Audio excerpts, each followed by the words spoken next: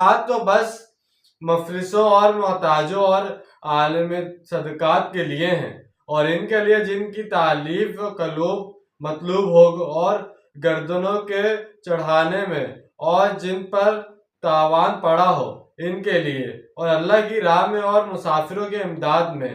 یہ اللہ کی طرف سے معین ہو گیا ہے، اور اللہ سب کچھ جاننے والا حکمت والا ہے۔ صدقات سے مراد یہاں زکوٰۃ ہے۔